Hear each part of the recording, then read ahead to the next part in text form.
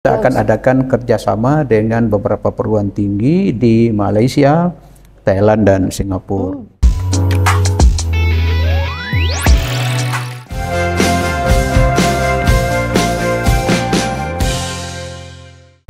Misalkan nih Pak, Bapak sedang berada di sebuah rapat dan saat terjadinya rapat itu terjadi suatu perbedaan pendapat antara dosen.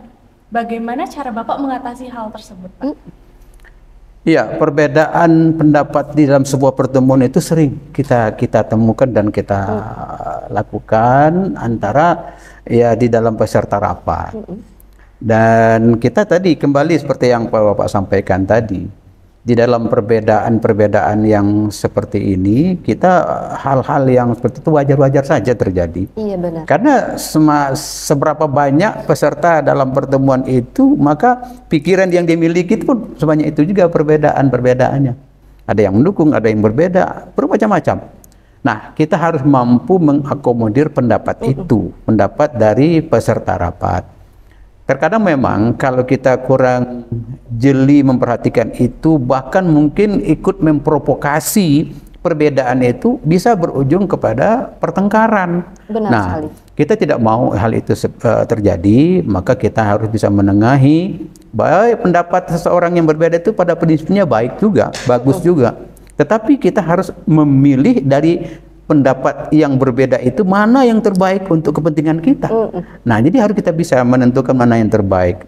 Misalnya di antara adik-adik sendiri, kalau dalam pertemuan itu ada perbedaan pendapat, kita harus mengambil sikap mana yang di antara pendapat yang ada ini yang terbaik untuk kepentingan kita. Nah, Bapak pun juga begitu dalam pertemuan-pertemuan rapat kita. Yang berbeda itu, kalau memang itu baik, kenapa tidak kita terima pendapat yang berbeda itu untuk kepentingan kemajuan dari kampus kita juga, gitu kan? Iya, jadi seperti itu, Cak, tuh yang sudah dijabarkan oleh Bapak tadi. At least Bapak juga menjadi penengah ya tibanya ya Pak ya. Nah, intinya gitulah. Bapak jadi penengah, tidak boleh juga ke kanan ataupun ke kiri gitu ya Pak ya, seperti Betul. itu. Oke Bapak, selama menjadi rektor di YKSS setelah dilantik tahun 2022, tantangan apa saja yang paling berat Bapak hadapi? Gitu. Tantangan yang paling berat saya hadapi itu tidak bisa membuat teman-teman di kampus kita tersenyum pada saat lebaran. Itu yang paling berat. Mengapa? Itu beban moral yang luar biasa. Contoh, para dosen dan staf kemarin di tengah-tengah masyarakat kita, atau mungkin pekerja PNS atau ASN, pekerja di perusahaan menerima tunjangan hari raya secara full sesuai dengan pendapatannya. Kita kemarin hanya sebagian kecil dibayarkan.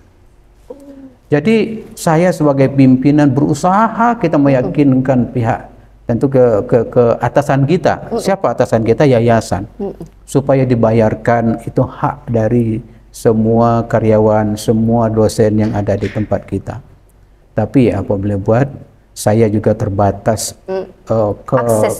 kemampuan saya untuk meyakinkan yayasan, terbatas kita untuk melakukan sesuai keinginan para dosen dan sesuai dengan aturan. Tapi apa boleh buat, sebatas itu yang bisa kita lakukan. Memang kita saat lebaran itu rasanya sulit untuk tidur, kita memikirkan bagaimana teman-teman yang seharusnya menerima full tetapi tidak sesuai dengan harapan. Menurut saya selama 2 tahun saya menjabat sebagai rektor, itu beban yang terberat yang saya rasakan, yang saya tidak mampu membuat kawan-kawan bisa tersenyum secara baik pada saat mereka beridul fitri. Nah, selama itu belum dapat terselesaikan. Selama itu pula beban sampai hari ini masih terpikul di pundak saya. Tapi ada sinyal baik bagi para dosen dan staf. Rupanya di antara staf kita ada yang sampai mengadukan ke Kementerian Tenaga Kerja. Sehingga akibatnya Kementerian Tenaga Kerja harus turun ke bawah mengecek itu semua. Dan itu sudah saya sampaikan jauh sebelum itu. Ini hak dari para dosen dan hak dari staf.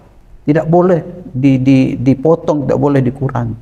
Dan ternyata benar bahwa pihak yayasan di deadline paling lambat bulan Agustus ini sudah dibayarkan secara full THR kawan-kawan yang tertunda kemarin.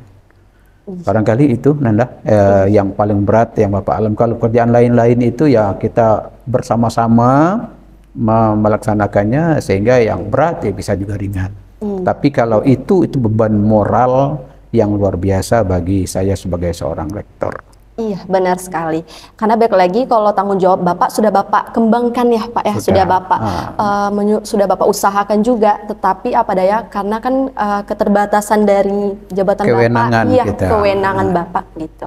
Oke Bapak, kita beralih ke tema kepemimpinan. Kita masuk ke tema kampus ya Pak ya. Tuh, di pertanyaan pertama, apakah ada sarana baru untuk kampus ke depannya? Harapan dan keinginan kita, ingin kita memberikan fasilitas terbaik kepada para mahasiswa. Ingin kita, seandainya, kalau kita berandai-andai, seandainya selama kepemimpinan saya seperti di zaman-zaman kepemimpinan orang tua kita Pak Haji Burhanuddin, iya, benar. Mungkin saya tidak berpikir panjang memberikan fasilitas yang harus memang kita miliki untuk kepentingan mahasiswa itu sudah kita lakukan.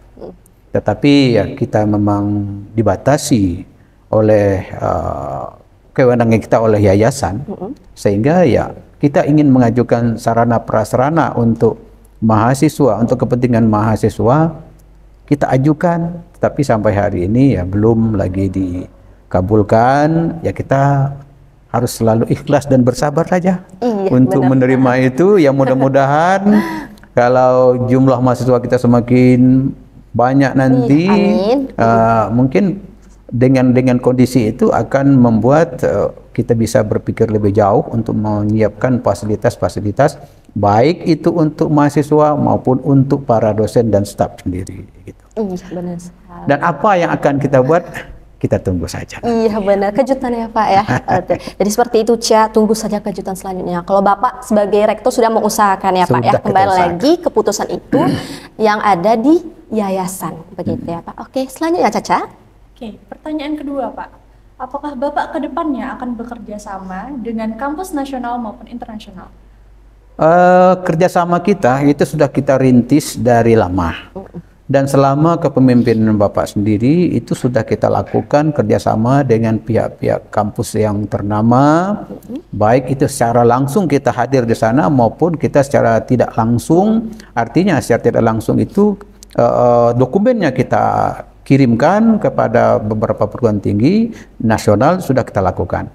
Yang internasional, insya Allah kita dalam waktu yang tidak terlalu lama, kalau tidak salah sih di Agustus rencana kita akan adakan kerjasama dengan beberapa perguruan tinggi di Malaysia, Thailand dan Singapura.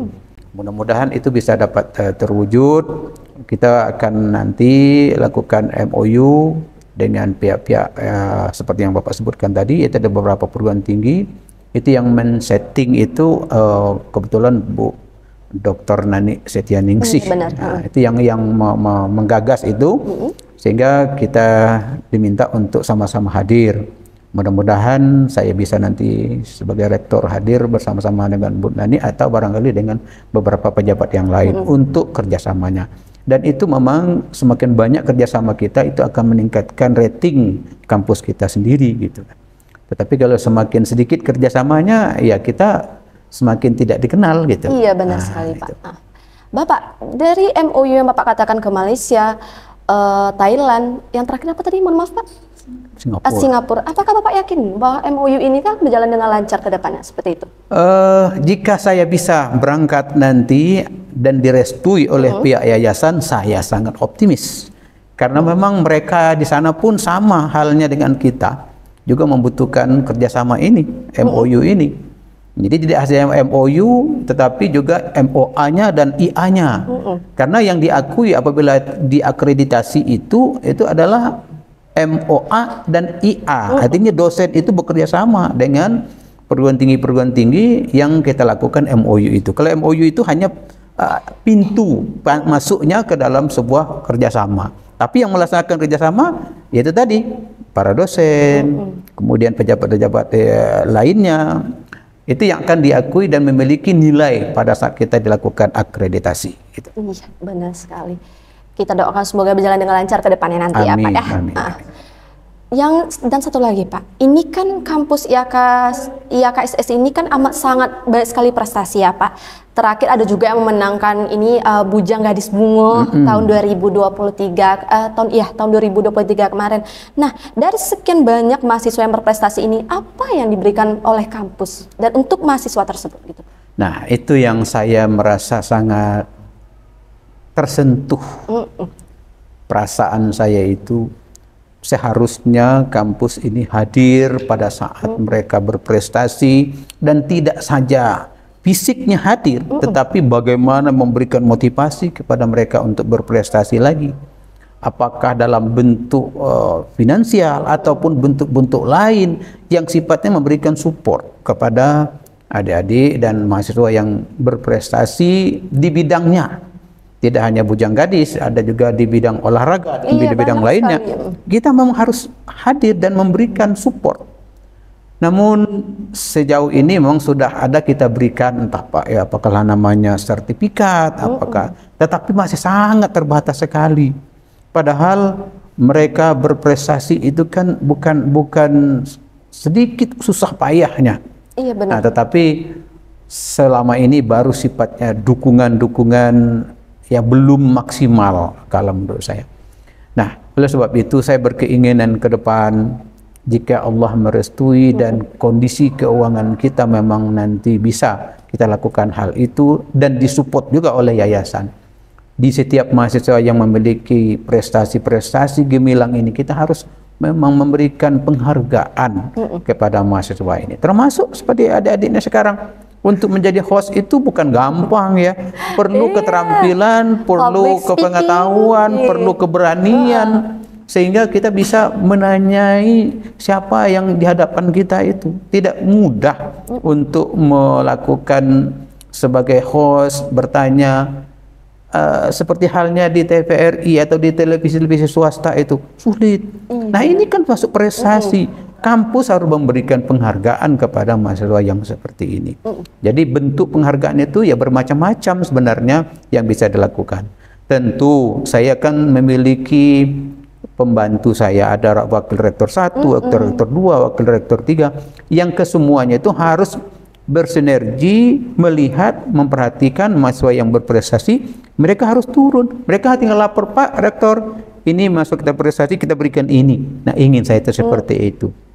Mudah-mudahan ke depan tergerak hatinya untuk melakukan hal seperti kita itu. Usahakan juga ya Pak ya. Mungkin itu juga salah satu bentuk masukan Bapak kepada bawah-bawahan Bapak, karena Bapak sendiri pun tidak bisa merangkul secara keseluruhan ya Pak ya. Iya, tidak mungkin. Semua. Nah, itu adalah salah satu bentuk masukan bahwasannya kampus pun juga harus dong memberikan motivasi gitu ya Pak ya. Oke, selanjutnya Caca. Oke, pertanyaan selanjutnya nih Pak. Kita kan kampus yang dikelola oleh yayasan. Nah, menurut Bapak, apa potensi yang Bapak miliki sehingga yayasan memilih Bapak untuk menjadi seorang rektor? Ini pertanyaan berat ini ya. Mengapa memilih saya sebagai rektor? Terus terang saja, saya di saat awal-awal terpilih sebagai rektor itu ada juga isu yang berkembang. Iya, benar sekali. Yalah, dia itu kan mantan pejabat, sanggup menyogok. Saya sedih sekali mendengar itu. Pastinya Pak. Bahwa kita ini kan harus punya keyakinan setiap orang itu punya jalan hidupnya masing-masing. Kalau saya pikir-pikir, saya terhitung pensiun di bulan Mei, 1 Mei 2022. Begitu saya pensiun, saya ajukan permohonan kepada yayasan untuk menjadi dosen tetap yayasan. Dan tidak pernah meminta untuk jadi rektor. Tetapi perjalanan hidup saya itu sendiri yang membawa saya harus ikut seleksi bersama-sama 4 rekan yang lain, 3 rekan yang lain, 4 dengan saya. Pada saat itu ya Allah Subhanahu wa taala menggerakkan hati ketua yayasan untuk memilih saya sebagai rektor. Ya semua orang berkata apa? Karena itu bukan buatan manusia sih sebenarnya. itu digerakkan melalui ketua yayasan untuk memilih Dr. Haji Abu Bakar sebagai rektor. Jadi saya sendiri pun tidak pernah terpikirkan bahwa saya akan jadi rektor, dan karir-karir lainnya tidak pernah saya pikirkan itu. Tetapi perjalanan hidup kita yang membawa kita itu bagi saya sekaligus sebagai ujian terberat bagi kita. Karena apapun, sekecil apapun kepemimpinan yang kita lakukan itu harus kita pertanggungjawabkan. Baik itu pertanggungjawaban di dunia terhadap semua yang kita pimpin, terhadap mahasiswa juga, tapi yang lebih utama pertanggungjawaban kepada Allah Subhanahu wa taala. Ini kan ujian bagi kita. Yang sudah setua ini, yang sudah sepuh, masih diberikan ujian, diberikan jabatan yang menurut saya bukan jabatan ringan. Itu sekaligus sebagai ujian bagi kita. Jadi semua kita ini adalah pemimpin, semua kita harus punya tanggung jawab dan harus kita pertanggungjawabkan pimpinan itu. Jadi kalau mengapa yayasan memilih saya, ya saya katakan itu semua adalah garis tangan dan ketentuan Allah Subhanahu wa taala. Setiap qada dan qadar baik itu datangnya dari Allah.